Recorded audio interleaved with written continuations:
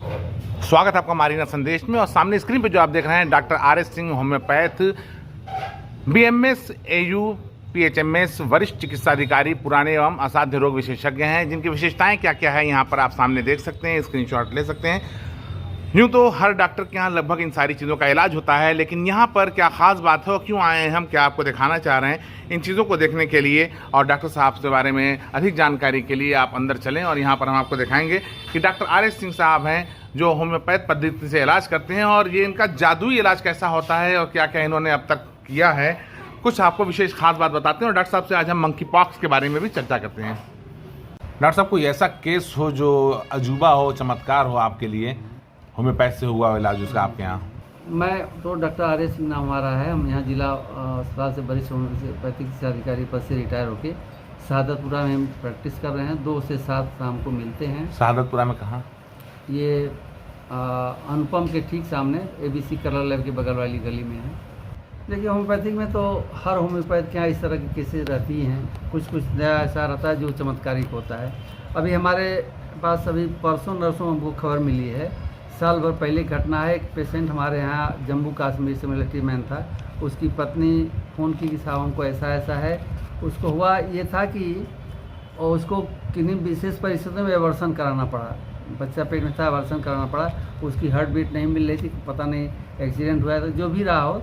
Aversion होने के बाद स्थिति ये बनी कि उसके यूट्रस में एक ट्यूमर बन गया, और वो फिर कई महीने बाद जब बच्चा नहीं हुआ तो वो दिखाने लगी। तो डॉक्टरों ने, मिलिट्री डॉक्टरों ने कहा कि इसमें तो बड़ा सा ट्यूमर है, इसमें बच्चेदानी निकालना पड़ेगा और बच्चा तुमको होगा ही नहीं।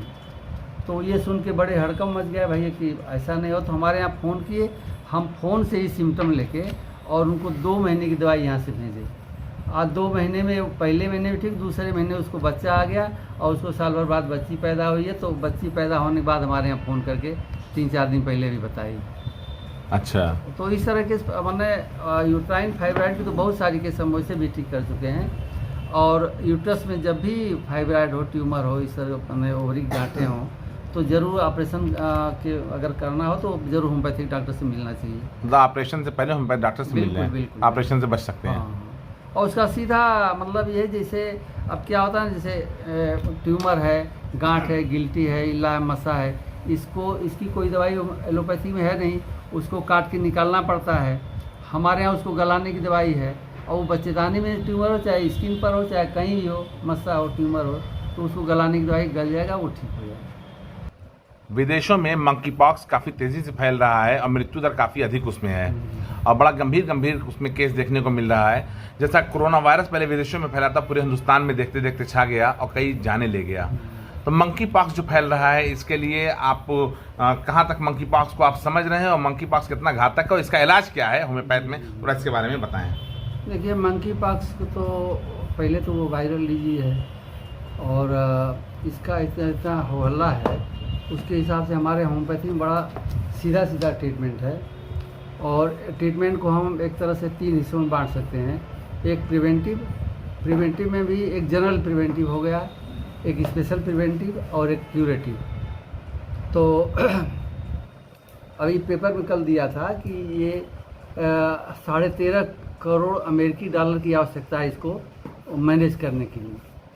तो इतना पैसा खर्च भी नहीं करना पड़ेगा होम्योपैथी में। हालांकि होम्योपैथी का कोई उसमें वो नहीं है, लेकिन अगर होम्योपैथिक ट्रीटमेंट इससे लिया जाता है तो कम पैसे में और बिना उसके और सेफ और अच्छा ट्रीटमेंट हो सकता है।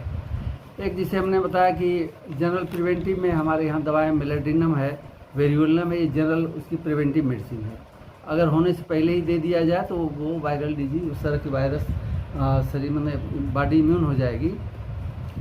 दूसरा हमारा क्यूरेटिव ट्रीटमेंट है, जैसे अब इस समय सीजन है रसक्स का, ब्राइनिया, जो भी सीजन है, सीजनल हिसाब से उसमें सिम्टम्स क्या आ रहे हैं, उसके दाने जो निकल रहे हैं वो ग्लैंडुलर हैं कि मैंने अल्सरेटिव इरप्शंस हैं, किस तरह की, उस पर दवाई डिपेंड करती है। अब वो दवाई सिम्टम जब आएगा तो दवाई सटीक काम करेगी। बुखार कैसा है, सिम्टम क्या है, तो उस हिसाब से बहुत सारी दवाएं, हिपरसल्फेब्राइनिया है, बेलाडोना है, रसक्स है, और भी बहुत सारी दवाइयाँ, आर्सेनिक हो सकती है, वेरियोलिनम, मेलेडिनम, ये सब दवाएं है ही हैं, बहुत सारी दवाई हो सकती हैं। तीसरा जो हमने बताया कि स्पेशल प्रिवेंटिव, तो स्पेशल प्रिवेंटिव का मतलब होता है कि हमारे यहाँ एक होम्योपैथी में जीनस एपिडेमिकस करके होता है। उसमें होता है कि जैसे मान लीजिए 10 केस है अगर उसकी मंकी पॉक्स की, तो उसमें सबसे ज़्यादा सिम्टम किस दवाई के मिल रहे हैं। 10 केस में मान लीजिए 7-8 केस में एक ही दवाई अगर मिलती है तो वह उसकी स्पेशल प्रिवेंटिव होगी, और उसी से वो रोग अगर देने पर बॉडी इम्यून हो जाएगी और बीमारी होगी नहीं। ये सबसे बेस्ट ट्रीटमेंट है होम्योपैथी का। अच्छा। और तो सिम्टोमेटिक जो है वो चलता रहेगा।